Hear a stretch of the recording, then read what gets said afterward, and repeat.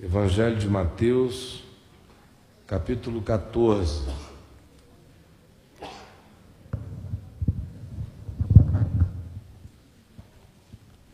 Nós vamos ler do verso 22 até o verso 33.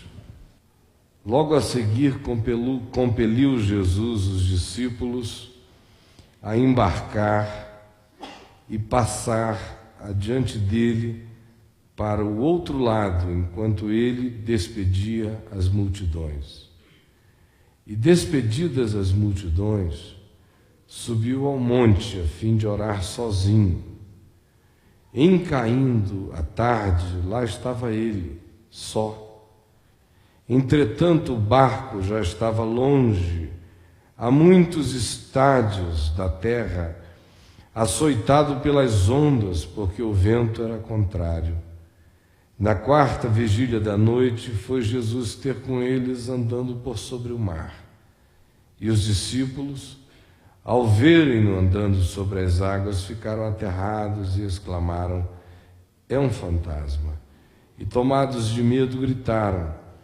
Mas Jesus imediatamente lhes falou: tende bom ânimo, sou eu, não temais. Respondendo-lhe Pedro, disse: se és tu, Senhor, manda-me ir ter contigo por sobre as águas. E ele disse: vem. E Pedro, descendo do barco, andou por sobre as águas e foi ter com Jesus. Reparando, porém, na força do vento, teve medo. E, começando a submergir, gritou: salva-me, Senhor. E prontamente Jesus, estendendo a mão, tomou e lhe disse: homem de pequena fé, por que duvidaste? Subindo ambos para o barco, cessou o vento. E os que estavam no barco adoraram, dizendo: verdadeiramente és o Filho de Deus. Olha só, gente, hoje à noite eu queria que nós olhássemos para essa narrativa do Evangelho, pensando nela como uma parábola de quem Deus é para o homem e para o mundo. E eu explico por quê. Porque, conquanto ela seja uma narrativa histórica de algo que aconteceu, a construção, o conjunto, o cenário, a pintura, a formatação, a configuração, o desenho, picturing todo da coisa, enseja de uma olhada só, uma percepção de um monte de camadas da realidade que nos cerca, que nem sempre estão disponíveis num único momento, numa única olhada. Senão vocês percebam, nós temos aqui a dimensão cósmica bem presente da natureza e dos elementos que representam essas forças que constituem o mundo no qual a gente existe. A gente tem ventos, a gente tem água, a gente tem o choque de ondas batendo contra um objeto, a gente tem o tempo, a noite, a gente tem o espaço, numa geografia, na direção do outro lado do lago de Genezaré. E a gente tem todos os componentes necessários ao estabelecimento do universo conforme ele nos cerca. As forças da natureza estão presentes com uma intensidade imensa. E aí, de repente, se diz que Deus entra nesse conjunto de coisas, porque Jesus, que estava do outro lado do lago de Genezaré, agora, depois de ter orado e ter estado sozinho um tempo, ele vai ao encontro dos seus discípulos de um modo absolutamente chocante. Por assim dizer, estonteantemente divino, por assim dizer, carregado e imantado daquilo que aos nossos sentidos caracteriza a sobrenaturalidade.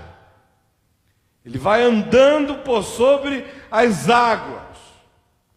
Então você tem o universo, o cosmos, a água, o vento, as forças, o ambiente espacial, temporal, as dimensões estão presentes, criaturas em movimento, um choque entre a necessidade da sobrevivência e o embate com a realidade da natureza, e aí de repente, no meio disto, Deus entra. E aí a gente fica pensando que o que está sendo dito aqui é simples, mas isso tem a ver com um debate de natureza filosófica universal. Do ponto de vista da filosofia universal, a questão é se Deus entra ou se Deus não entra. Primeiro é se há Deus. Segundo é, em havendo Deus, Deus é do tipo que entra ou é do tipo que não entra? Porque tem o Deus que entra e o Deus que não entra no sistema, na natureza. Quando você, por exemplo, pensa no significado do debate científico a respeito de Deus no século passado, isso tinha a ver com o questionamento acerca da possibilidade de Deus entrar no sistema da criação, na mecânica cósmica ou não. E como Deus não era verificável dentro do sistema, a conclusão racionalista é: não há Deus, ou, se o racionalismo não chegasse a um extremo tão grande e abrisse a possibilidade de uma hipótese, mergulhava o indivíduo numa espécie de agnosticismo humilde. Não posso negar, não posso afirmar, assumo a minha ignorância a respeito do assunto, calo-me. Mas a questão científica era essa: ele entra ou ele não entra? Isso remete para uma outra pergunta: existem milagres divinos ou não existem milagres? Ou, se existem milagres, eles são feitos por Deus, por uma intervenção externa, ou os milagres que existem são apenas uma autocriação da própria fábrica energética, vital, humana, gerando o absurdo e se autocurando, ou seja lá o que for. No meio dessas questões todas, acerca de se Deus entra no processo ou não entra no processo, você tem algumas escolas clássicas. Por exemplo, para o panteísmo, Deus não entra no processo porque não precisa. Deus é o processo. Todas as coisas são Deus e Deus é todas as coisas. Do ponto de vista do panteísmo, não haveria jamais uma entrada de um ser andando por sobre as águas. Não há espaço para que, fora da mecânica fechada, cósmica, exista um ente com uma densidade de pessoalidade suficiente para se dissociar do sistema e vir sobre ele.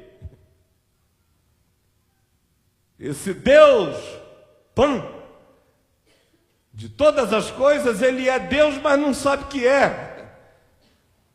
Quem tem a melhor dica acerca disso são os humanos, que, sendo, nesse caso, deuses, têm a suspeita acerca de que Deus é tudo e tudo é Deus. Portanto, em última análise, o Deus nesse processo todo sou eu que faço essa reflexão acerca do processo. Você teria, por exemplo, uma outra possibilidade de ver isso. O deísmo, por exemplo, que é aquela ideia de que existe um Deus. E ele veio e criou todas as coisas, seja pelo processo que ele tenha escolhido, e não importa o processo, mas ele teria criado todas as coisas e feito todas as coisas se engrenarem de tal forma que elas são autossustentáveis. Isso é o cosmos. E uma vez tendo feito isso, ele se ausentou do processo. E ele não interfere nunca mais. Ele simplesmente declarou está feito e virem-se. Agora é com vocês. É o jogo frio. E é apenas uma questão de como é que vocês terão, na melhor das hipóteses, a sabedoria para lidar com o contraditório e o chocante na existência e com as forças esmagadoras que frequentemente assolam aquilo que nós chamamos de minha vida. Ou se você pega uma outra visão, uma visão que hoje em dia está muito na moda, porque o humanismo, que ressurgiu em alguma perspectiva no final do século XX e que se transformou na consciência pós-moderna desse nosso novo século, ficou num conflito enorme em relação à pessoa de Deus e o sofrimento humano na história. E aí eles resolveram construir um novo Deus, um Deus cristão, um Deus que não sabia, um Deus que criou e foi levando susto.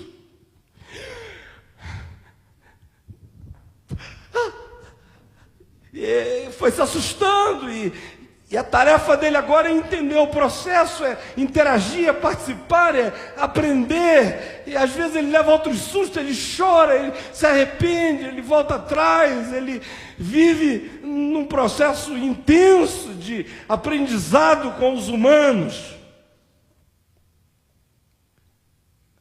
A chamada teologia relacional ou do processo, hipersimplificada por mim aqui. Ou uma visão animista. O que a visão animista faria nesse cenário aqui em que você está dentro de um barco, os ventos são contrários, as ondas são inapelavelmente fortes, o açoite da natureza está estabelecido, a escuridão é o manto, e o medo se instalou e a impotência tomou o comando. E aí, de repente, o que você faz nessa hora se a sua visão é animista? Uma visão animista da vida iria emprestar significado aos elementos em si. Então, ia ter que alguém iniciar uma barganha com a deusa da água. Vamos negociar, vamos fazer um altar aqui. Agora, quem sabe, a hora da Iemanjá, ou o Deus do vento, ou o Deus de qualquer outra dimensão, do ar. Porque cada uma dessas coisas estaria imantada de Espírito Divino. Agora, o extraordinário é que, nesse cenário que eu acabei de ler aqui, que a gente acompanhou de Jesus, compelindo os discípulos e depois indo atrás deles, que estão em apuros no meio do lago de Genezaré, para socorrê-los, e com tudo mais que acontece, o que a gente tem é um quadro parabólico extraordinário da relação de Deus com a natureza, com o ser humano e com a vida.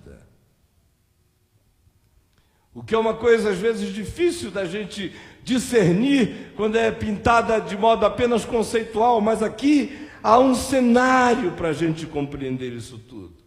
Nós temos aqui a descrição histórica e parabólica de quem é Deus para os homens, para a natureza, para o mundo, para todos nós, no conjunto das coisas.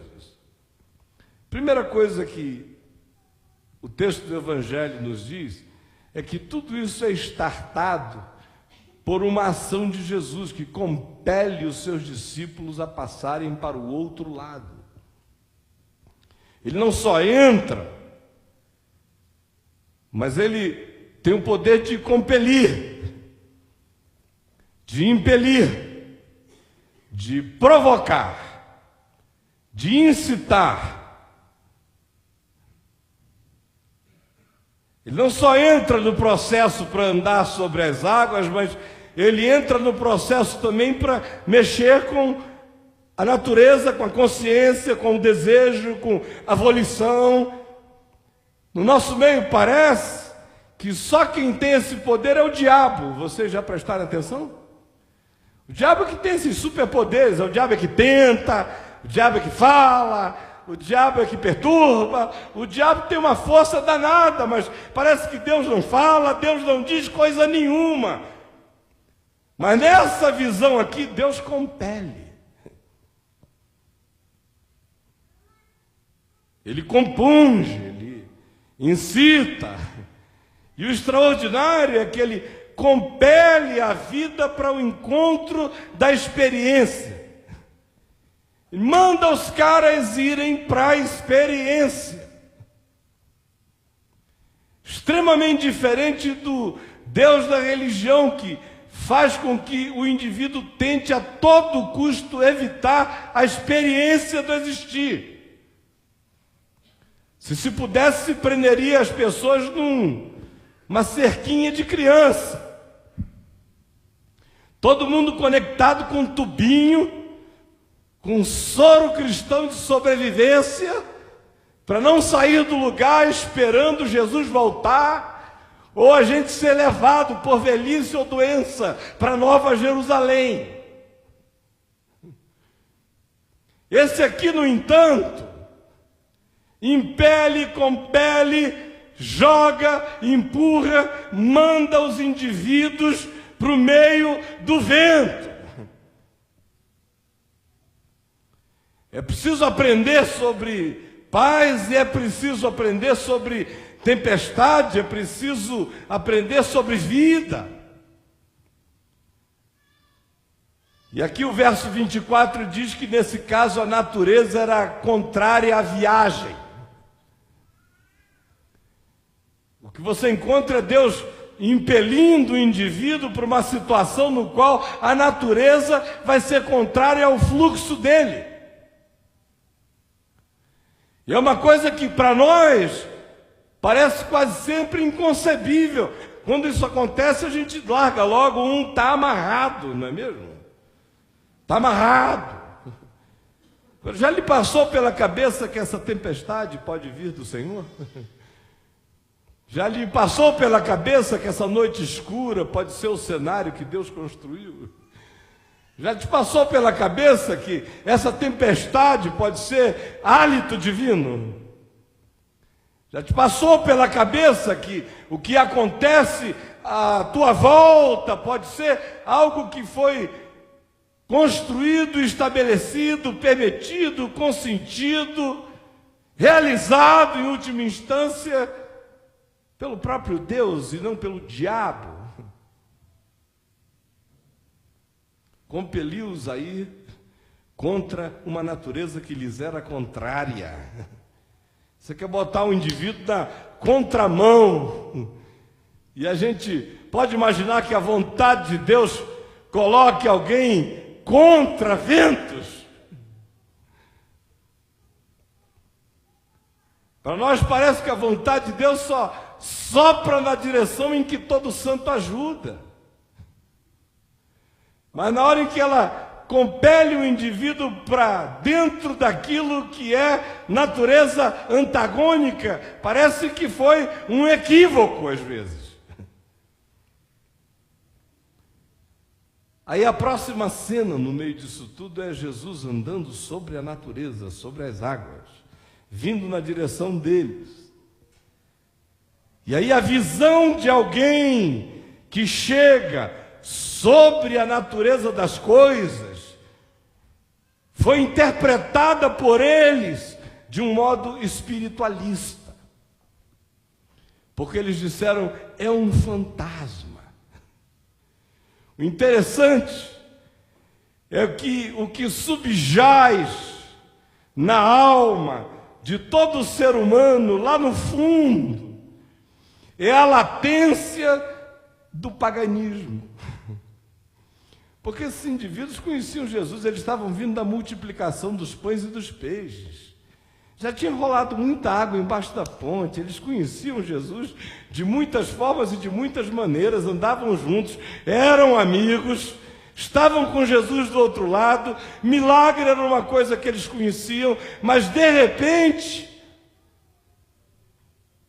eles foram levados para um limite novo, para algo impensável, imponderável, para além do que eles tinham experimentado até então, e o choque dessa presença que entra na natureza, no mundo, no sistema, que tem poder sobre isso, que pode invadir, que pode botar a mão, que pode andar sobre, que pode ir na direção da gente, que pode vir de modo inusitado e impensável. Isso, quando chega, está para além de tudo quanto antes eles tinham concebido ou experimentado. Então, a primeira interpretação espiritual que brota é pagã. É um fantasma. Lembrou da avó, da tataravó, do casarão mal assombrado. Lembrou de todas as visagens. Geralmente o que acontece com quem segue a Jesus é que regularmente quando o cara dá de frente com o absolutamente novo da invasão de Deus na nossa direção, parece que o choque é tão grande que o que faz brotar de dentro de nós é uma interpretação pagã das coisas. Foi a primeira interpretação, foi essa, é um fantasma. O cara na mesma hora lembrou do tempo que ele batia tambor, é um fantasma. Vocês nunca viram pessoas que confessam todas as coisas acerca de Jesus, que são de Jesus, que estão cobertas por Jesus, que estão sob o senhorio de Cristo? Agora,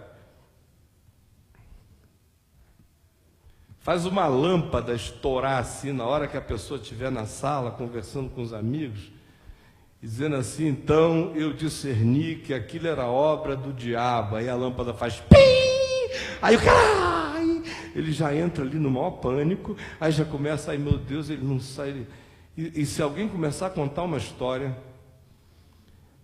de uma coisa que aconteceu na casa de uma irmã que ficou com uma situação horrível, que a cama dela balançava à noite e o armário dela passeava na sala, na mesma hora essa reunião de cristãos vai se transformar num ajuntamento de assistentes do filme Poltergeister. Eles vão começar volta tudo. Ai, meu Deus, não para de falar nisso, eu não quero ouvir isso, em nome de Jesus, está amarrado. Mas volta o fantasma, o cara vai para a era do fantasma de novo. E aí o interessante é que Jesus olha para eles quando eles dizem, é um fantasma. E a primeira coisa que Jesus diz não é sou eu. A primeira coisa que Jesus diz é tem de bom ânimo. Eu acho interessantíssimo, porque não é lógico, né? Estou me confundindo. Como é que eu vou dizer tem de bom ânimo? Eu vou chegando, e aí olham para mim e dizem, é um fantasma. Eu digo, bom ânimo. É pura maluquice, sinceramente. É um fantasma. Eu digo, não sou eu, Caio. Agora, se dizem, é um fantasma, eu jamais diria, bom ânimo, força, coragem. É o fantasma quase que dizendo, olha, prepara para me encarar.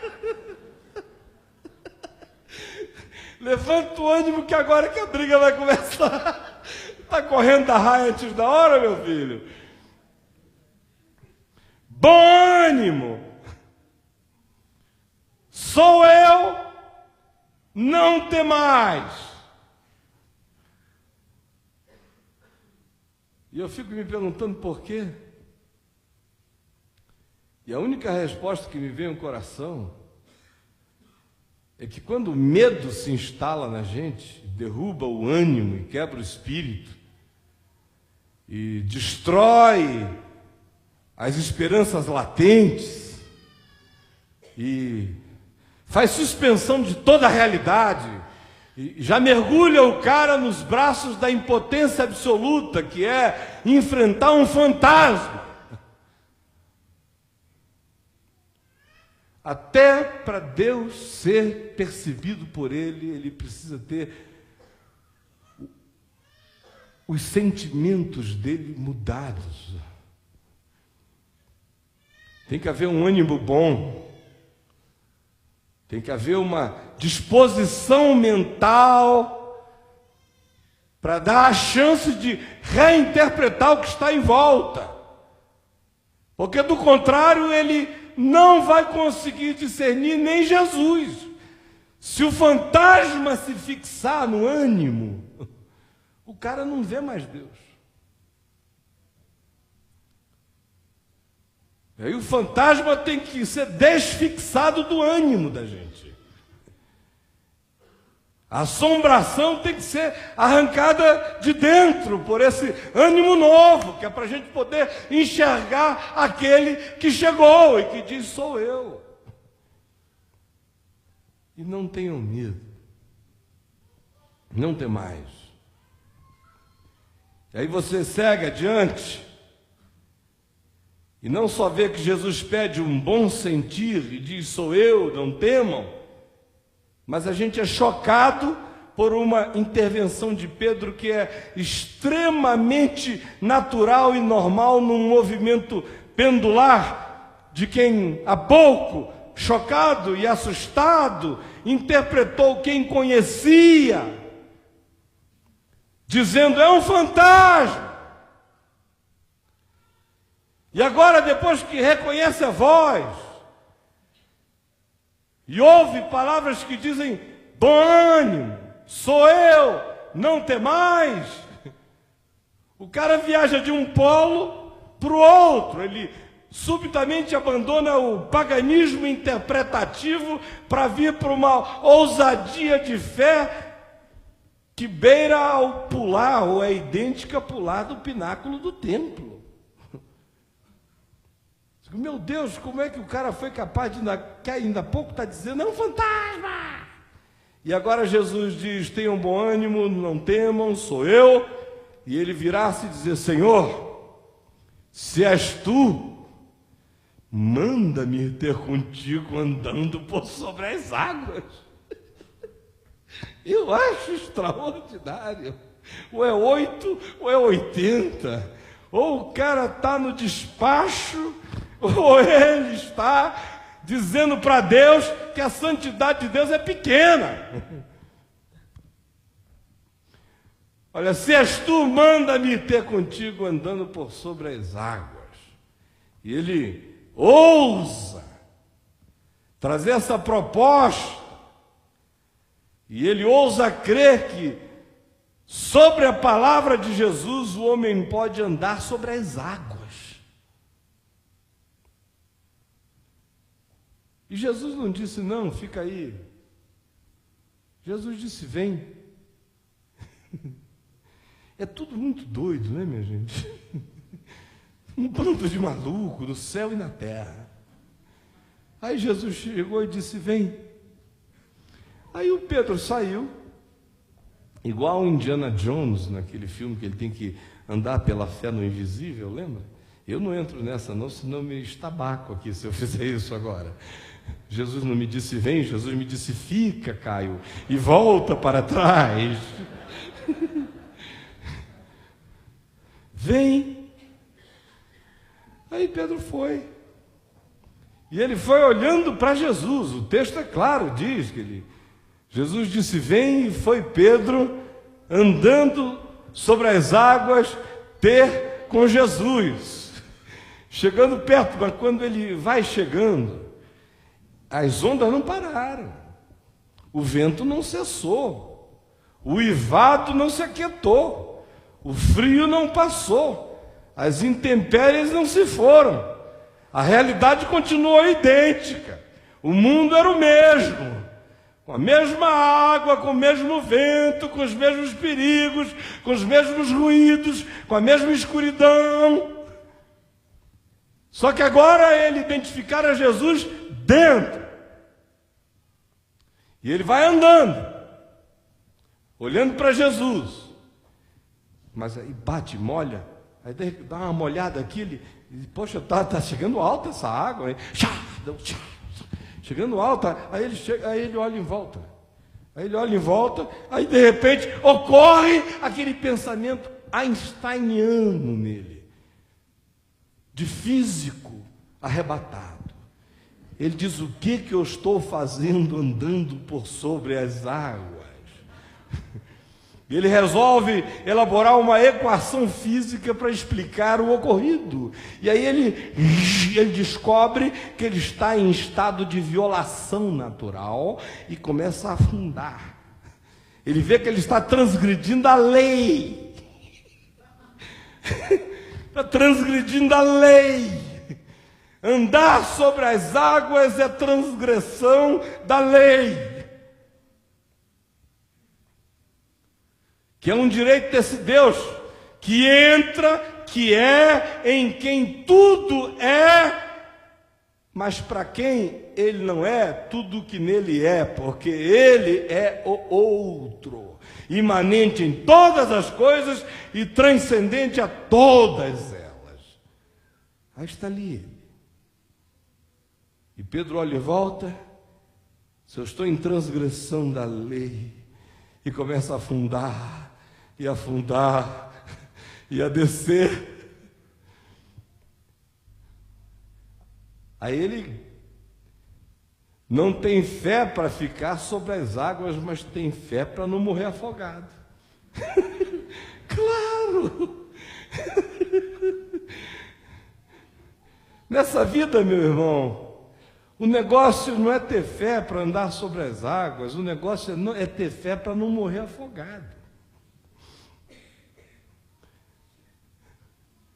Aí quando ele perde a fé para ficar sobre a água, ele afunda, ele ganha a fé para sair do buraco. Ele diz: socorre-me, Senhor, porque eu estou perecendo. E Jesus, baixando, toma pela mão e o ergue. E ambos entram no barco onde Pedro tinha que ter estado. E logo o vento cessou quando eles entraram no barco e foram e chegaram ao seu próprio destino. A fé que anda na palavra pode experimentar o impensável. O que a gente tem que saber o tempo todo é que não é a nossa fé que banca o nosso caminho, não é nem a nossa ousadia de dizer: meus olhos estão fitos em Jesus, que garante o nosso caminho.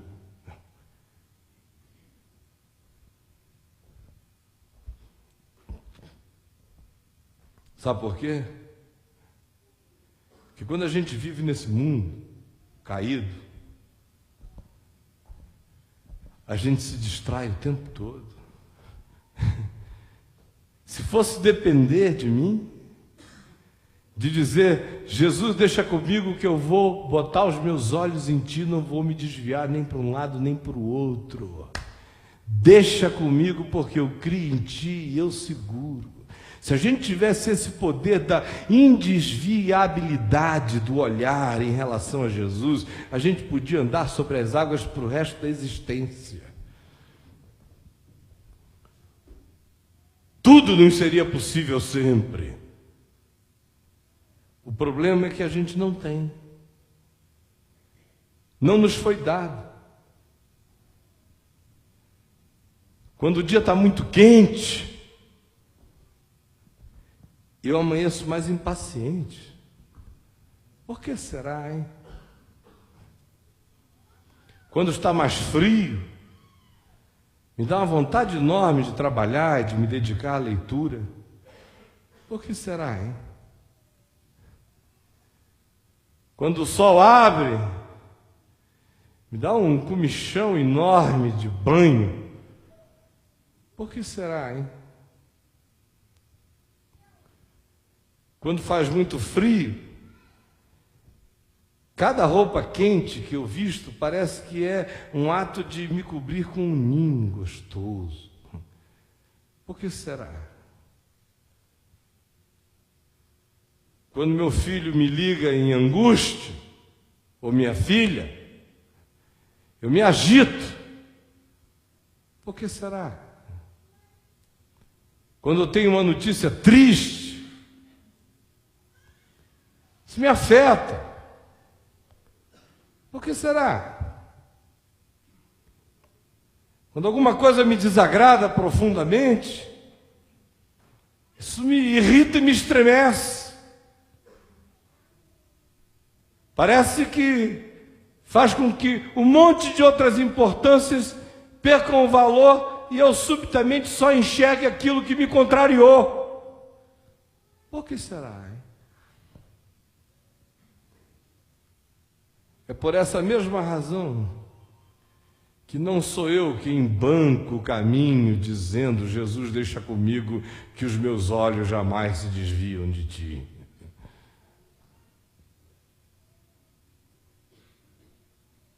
A vida toca, a tempestade sopra, a realidade perturba, o mundo provoca. E o lugar da sabedoria para nós não é andando sobre as águas, é no barco. E de preferência em terra. Mas quando a gente está eventualmente numa circunstância em que o que nos cerca é vento, a menos que algo absolutamente poderoso tenha nascido dentro de você, faça essa pergunta do se és tu, Senhor, manda-me. Eu espero não precisar jamais fazer esta pergunta. Eu espero poder dizer, logo depois que ele diga, tenha bom ânimo, sou eu, não tema, apenas um oba, Jesus. Mas se porventura eu cair na esparrela de dizer, então me prova, e deixa eu ir andando até ti sobre as águas, o que pode acontecer por um tempo, eu vou logo aprender que não acontece o tempo todo, porque as ondas me distraem, a escuridão assusta, a gente leva sustos, e qualquer átimo de distração, quando você está violando a lei, andando aí, nesse chão de milagres da graça, afunda você.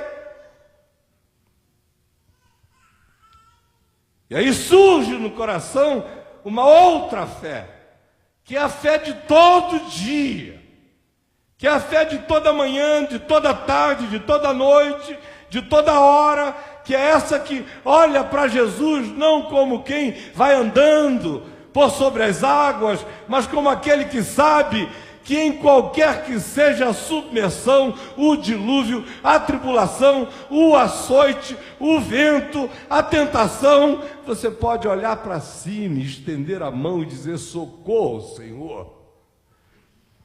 Porque Ele te pega com essa ternura maravilhosa e nem diz que você não teve fé, só diz: meu filho, desse tamanho aqui não dá para atravessar o lago, mas eu vou te levar para um lugar bom. O grande desafio nessa vida não é andar sobre as águas, o grande desafio nessa vida é saber por quem clamar. é saber por quem clamar. Hoje à noite,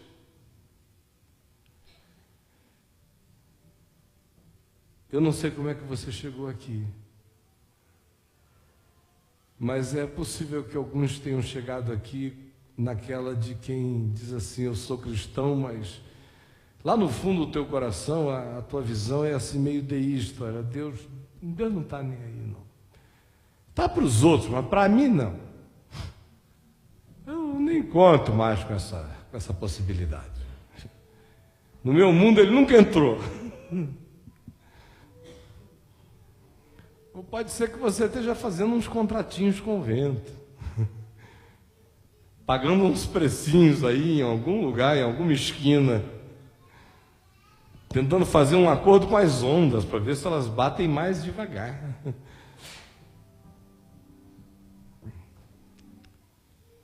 Ou pode ser que você simplesmente tenha sucumbido a essa melancolia espiritual que diz: Deus sabe só um pouquinho mais do que eu, então, Senhor, dá uma mão aqui que eu te ajudo por aí, e nós dois juntos vamos ver se a gente chega a algum lugar. Mas Jesus entra. Ele criou, e todas as coisas criadas são nele. Nele nós nos movemos, existimos e respiramos, nele tudo subsiste. Por meio dele todas as coisas foram criadas. Tudo que tem fôlego de vida e tudo que não tem, todas as existências, todas as energias, procedem dele e são nele. Mas ele não é as coisas que nele são. É por isso que ele pôde se encarnar, se fazer homem, habitar entre nós, cheio de graça e de verdade. Pôde entrar no tempo, no espaço, na história, no útero da Virgem, nascer, invadir o mundo, andar entre nós, tocar, curar, abraçar, agasalhar, perdoar, exortar, levantar, libertar, trazer da morte, decidir se entregar. E aquele que entrou no mundo é agora aquele que tem o poder de sair do submundo da morte. Ele entra e ele sai. Ele é o Senhor de todas as dimensões. A natureza existe, segue seu fluxo, obedece suas leis, tem suas engrenagens. Ele é soberano sobre todas as coisas, ele anda sobre as águas. A água é nele. Ele não é a água, mas a água não é só dele, ela é nele. Mas ele anda por sobre as águas. Ele é aquele que pode entrar no processo. Por isso é que milagres podem acontecer. Por isso é que intervenções extraordinárias são possíveis. Por isso os impossíveis dos homens são possíveis para Deus, porque Deus entra na natureza, no mundo, na realidade, na vida, vem ao nosso encontro, interage, fala, responde, esclarece, levanta o ânimo.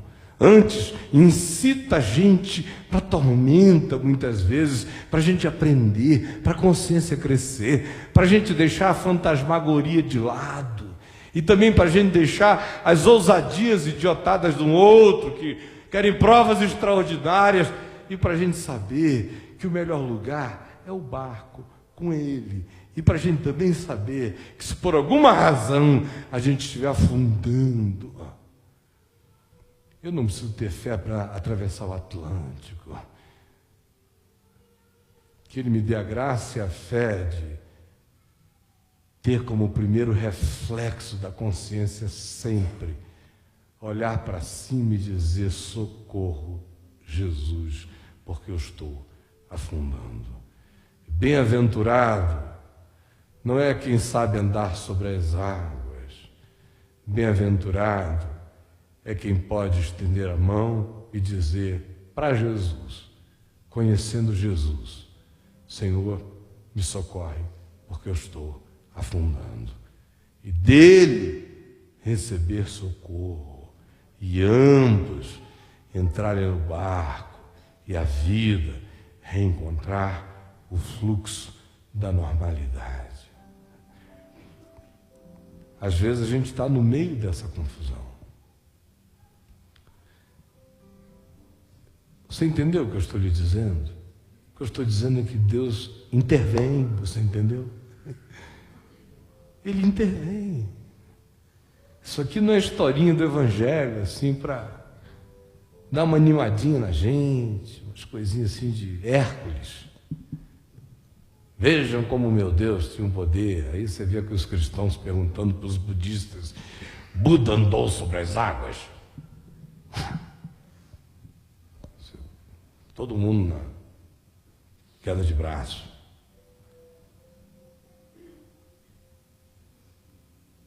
Onde estão os ossos de Jesus? Os de Maomé eu sei onde estão. Isso é tudo, sabe, briguinha de religião, daqueles meninos. Quem é que pode mais? Quem é que pode mais? O meu é maior. Jesus está em cima disso tudo. Pelo amor de Deus, não transforme Jesus num líder religioso, porque ele não é. Ele é Deus dos deuses e Senhor dos senhores. Está sobre todas as coisas. E ele intervém. Não precisa ter gente tremendo aqui, entendeu? Tendo ataque histérico. E as mulheres assim. E para a gente dizer: olha o mover de Deus, olha o mover de Deus. Isso é brincadeira. A gente está falando de coisa séria, a gente está falando do Espírito Santo. Sabe que no meio dessa gargalhada aqui está trabalhando agora porque você compreendeu, entendeu? Compreendeu. Como no domingo passado a gente cantou o Imagine aqui, e no final do culto eu ouvi 3 testemunhos de cura. Aí o cara que assistiu em casa, ou que esteve aqui, foi embora para casa dizendo: meu Deus, o mundo entrou naquele lugar. E o Espírito Santo estava dizendo assim: olha, quem entrou fui eu. Eu é que entrei no mundo. Ainda curei 2 senhorinhas. Das que me contaram, fora os que foram embora para casa curados. Então não precisa ter histeria, não. Deus intervém, você entendeu?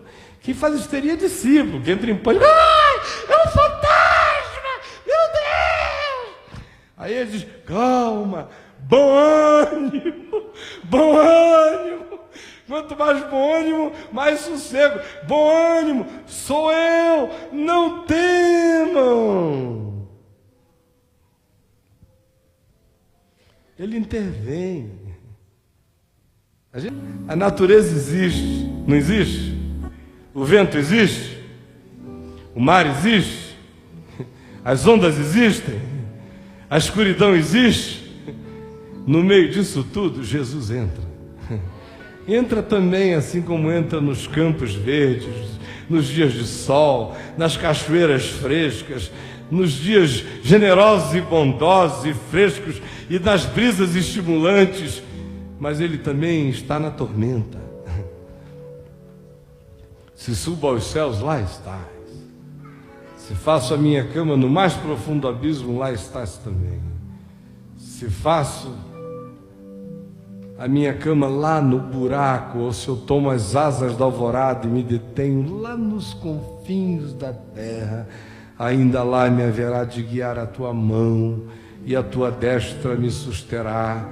Se eu digo: as trevas com efeito me encobrirão e a luz ao redor de mim se fará noite, até as próprias trevas não te serão escuras, pois para ti as trevas e a luz são a mesma coisa.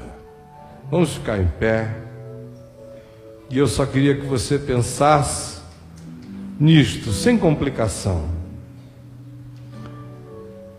Deus pode entrar no meu mundo.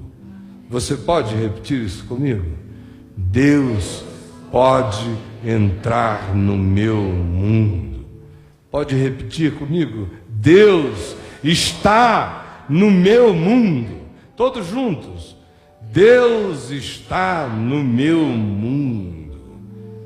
E em Deus eu tenho socorro agora. Repita comigo. Em Deus eu tenho socorro agora.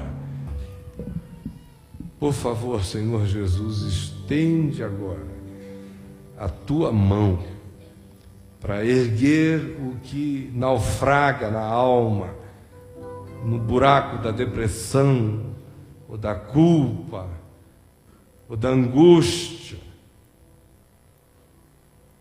ou da impossibilidade de se perdoar. Tira-o daí. Estende a tua mão sobre os doentes. Eu te peço com todo o coração e com toda a fé, porque não sou eu quem cura, mas és tu. Eu peço que tu que entras no mundo que tu criaste, entres nos ambientes das doenças, das enfermidades, e que tu ponhas as tuas mãos e tragas cura, saúde, conforme a promessa do reino de Deus. E por favor, enche o nosso coração de esperança agora. De esperança, e desarma, e tira da gente toda obra estranha, maligna, espiritual, que tenta tirar do nosso coração a alegria de te celebrar em nós. E agora, coloca bom ânimo em cada um, e despede-nos com bom ânimo, sem medo, e sabendo que o Senhor tem prazer em que a nossa vida aconteça na segurança e na paz. Por favor, leva-nos para esse lugar de tranquilidade agora, que é sobretudo um lugar dentro de nós. O vento cessa quando o coração sossega na presença de Jesus. Por favor, faz isso agora e coloca sossego no coração de cada um. Em nome de Jesus. Amém e amém.